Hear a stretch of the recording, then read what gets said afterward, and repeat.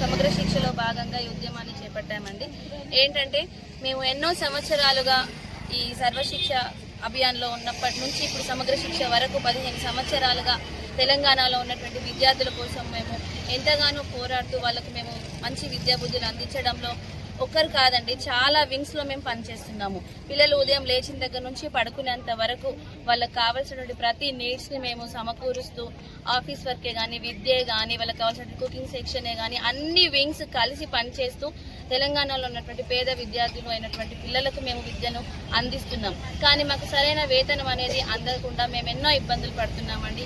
ఈ విషయానుసారంగా మన ప్రజెంట్ ఉన్నటువంటి సీఎం గారు ఇంతకుముందు మాకు ఇచ్చినటువంటి హామీని తప్పకుండా నెరవేరుస్తారని, మా వాయిస్ సార్ వరకు వెళ్లే వరకు మేము ఈ పోరాటం ఆపమని, తప్పకుండా మా డిమాండ్స్ అన్నింటినీ సాధించుకునే వరకు మేము ఈ పోరాటాన్ని వదిలే ప్రసక్తి లేదని దయచేసి సీఎం గారు వెంటనే స్పందించి మా మనవులన్నింటినీ మాకు తప్పకుండా ఇప్పిస్తారనేటువంటి నమ్మకంతో మీడియా ద్వారా మా విషయాలన్నింటినీ, మా డిమాండ్స్ అన్నింటినీ మీరు చేరవేయించాలని మా మనవులన్నింటినీ మీకు మరొకసారి సమర్పించుకుంటున్నాం.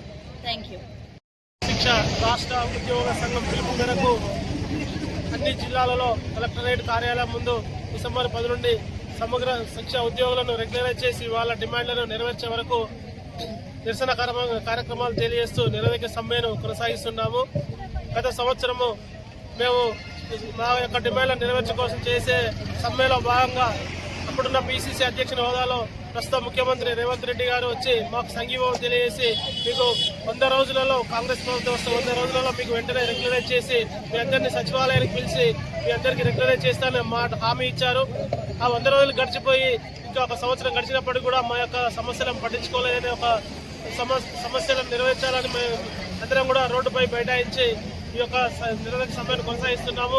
కాబట్టి వెంటనే ప్రభుత్వం స్పందించి మా యొక్క న్యాయమైన డిమాండ్లను పరిష్కరించి మమ్మల్ని ప్రభుత్వంలో విద్యాశాఖలో విలీనం చేసి మమ్మల్ని అందరినీ రెగ్యులరైజ్ చేసి మా యొక్క ఉద్యోగ భద్రతను కల్పించాలని మేము డిమాండ్ చేస్తూ ఈ యొక్క నిరవధిక సమ్మెను కొనసాగిస్తున్నాము. ప్రభుత్వం స్పందించకుంటే ఈ మా యొక్క సమస్యలు పరిష్కరించే వరకు ఈ యొక్క నిరవధిక సమ్మె ఇలాగే కొనసాగిస్తామని